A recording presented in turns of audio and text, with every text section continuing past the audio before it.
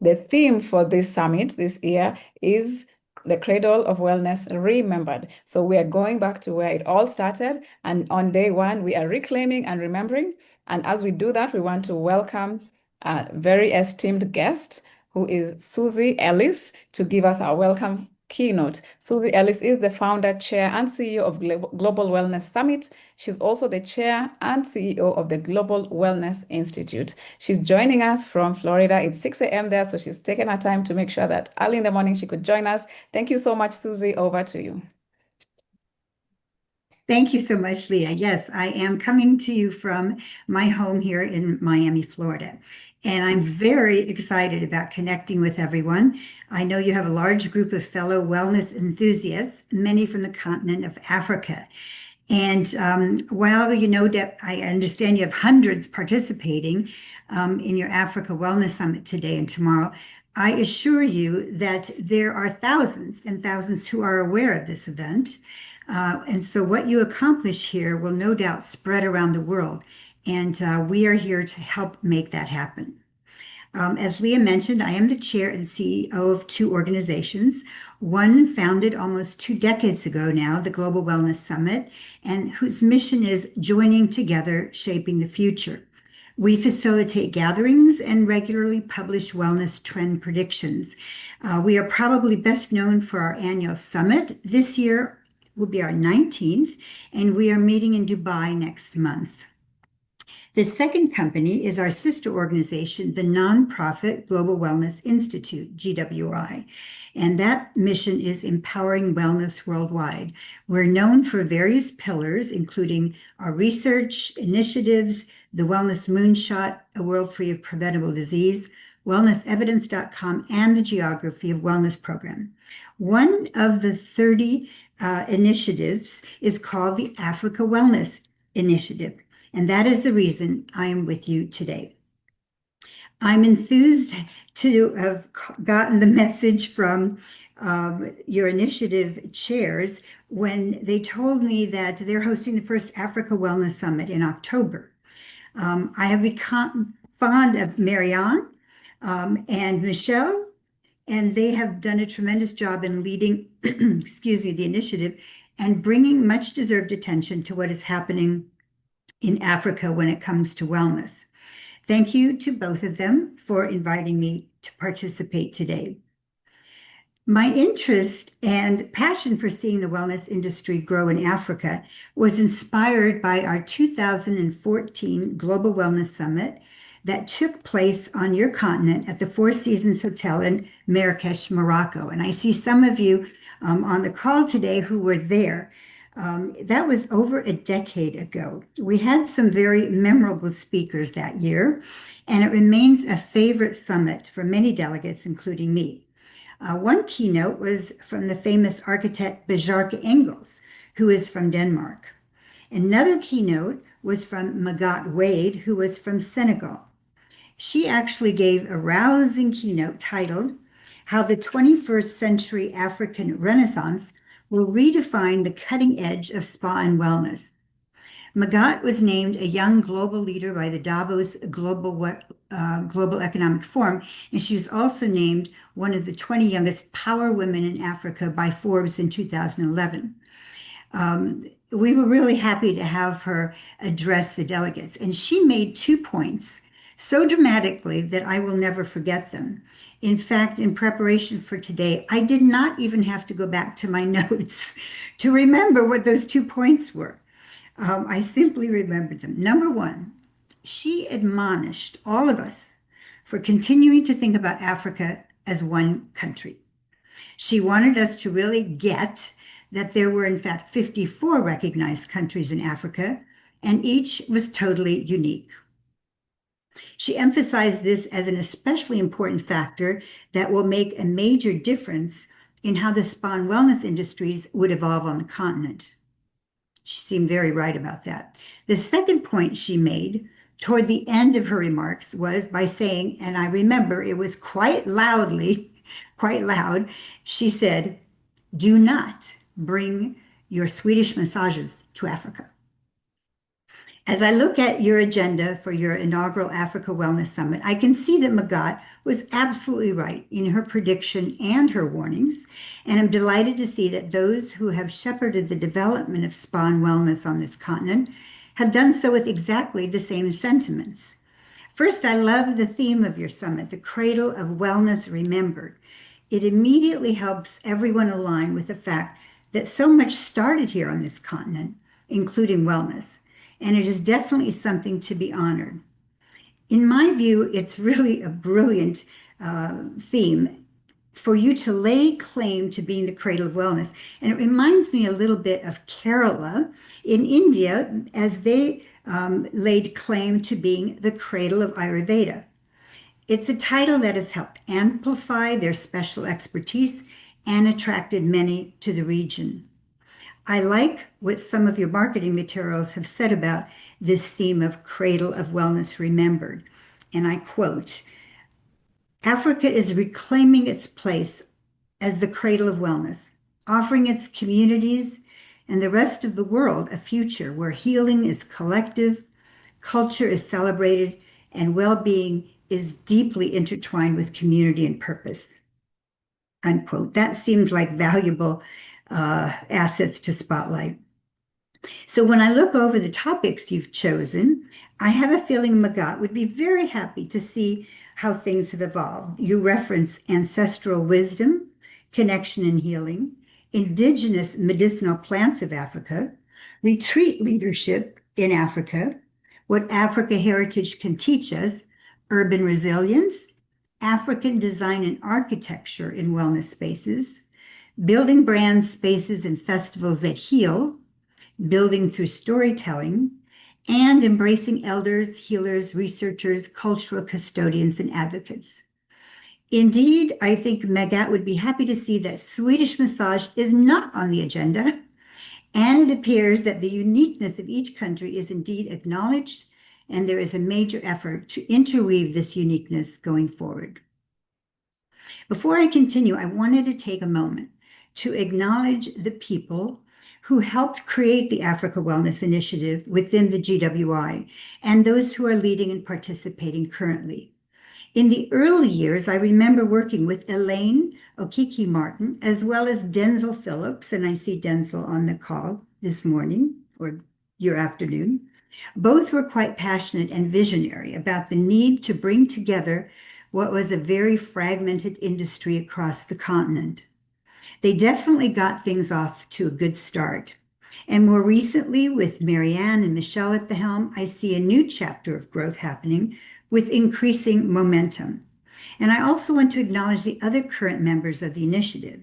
Steve Andrews from Barbados, Melody Latsi from South Africa, Latsi, I guess, is the right way to pronounce it, South Africa.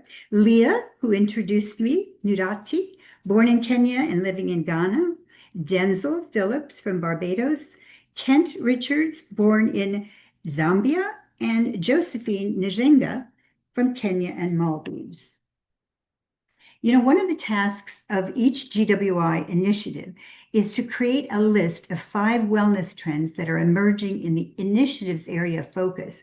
This is an assignment that we give each year, and I thought the trends from the Africa Wellness Initiative this year were particularly thoughtful and valuable. I thank all of the initiative members, many of you are on the call, for your work. And I wanted to let all of you know that these trends are being shared globally with our global network as well as media. They're now part of the microsite on GWI's website, and they also appear in the recently published Initiative Microtrends 2025 book. I don't know if you can see it, but I have it here. And we're going to be handing some of those out at the summit. And I wanted to share them with you briefly, just the 5 trends, and encourage you to read the full write-up, which is on the website globalwellnessinstitute.org. So trend number 1 that you brought to our attention and the world's attention is the resurgence of indigenous birthing models. Trend 2 was the ancient grain of the future, fonio. Trend 3, African wellness tourism beyond the safari experience. Trend 4, breaking the shade barrier, the rise of inclusive beauty and representation. And Trend 5, the mental health revolution, community-driven healing. And by the way, the imagery that was included with your trends and that I see as part of your summit here too has been absolutely stunning. So congratulations on that. Excuse me.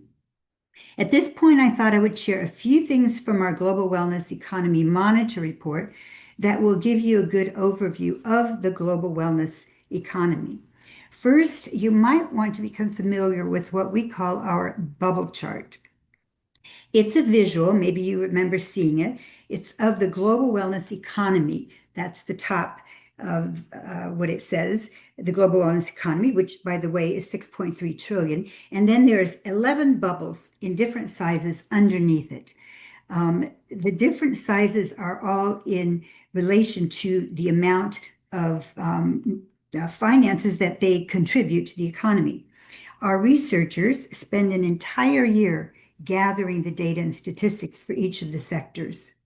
And the researchers have been doing this yearly for 18 years. And so the numbers are known to be reliable, and you have probably seen many of them quoted around the world.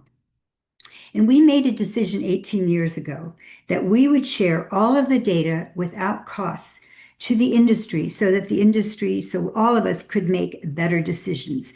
Again, it's on the globalwellnessinstitute.org website. All of those figures are available for you to study and print out, etc. Currently, the global figure for the wellness industry is 6.3 trillion. And the new figures will be announced at the upcoming Global Wellness Summit in Dubai next month on November 19th. So you can look forward to a new update. Now, the 11 sectors, I'm just going to read them very quickly because my guess is that each of you are working in perhaps one or more of these sectors, and data for each of the sectors is available in the report. So the largest bubble, the biggest bubble of the bubble chart, is the bubble that's labeled beauty. The second largest is healthy eating, nutrition, and weight loss. The third is physical activity. The fourth is wellness tourism. The fifth is public health and personalized medicine. The sixth is traditional and complementary medicine. Then we go to wellness real estate, mental wellness, spas, thermal springs, and the smallest bubble at this point is workplace wellness.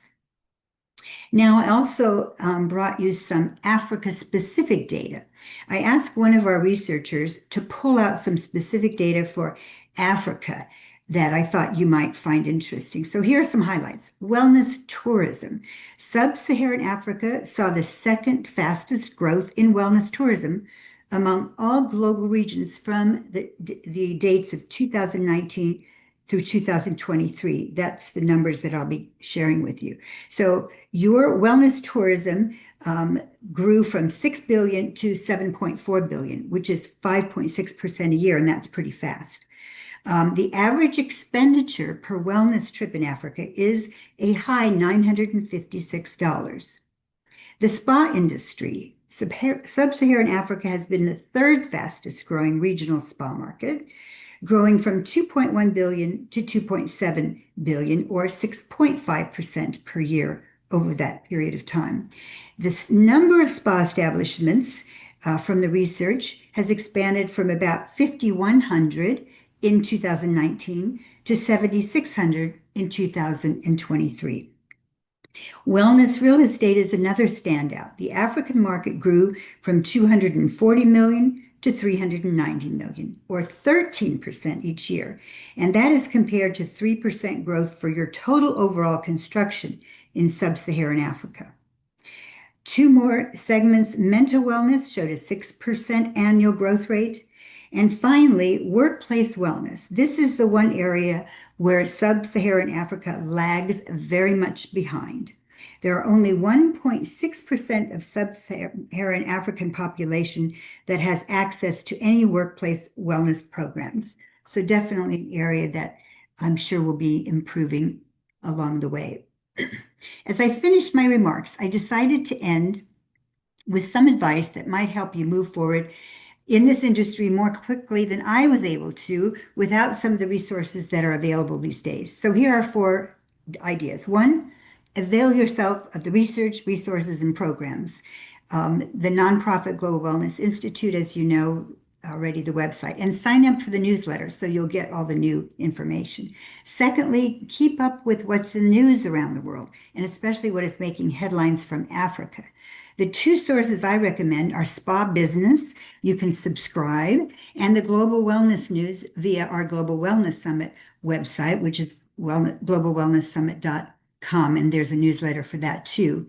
So here's what we've been seeing in the past years. You'll notice a fair amount of coverage for the development pipeline in Africa, especially for the bigger luxury brands. On our radar is Banyan Tree Escape in Tanzania, Six Senses in Zimbabwe, Amman in Mozambique, and Ritz-Carlton and JW Marriott in Kenya.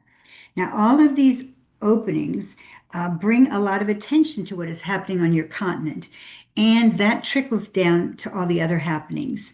That has been the precedent around the world. The media attention begins with the luxury brands.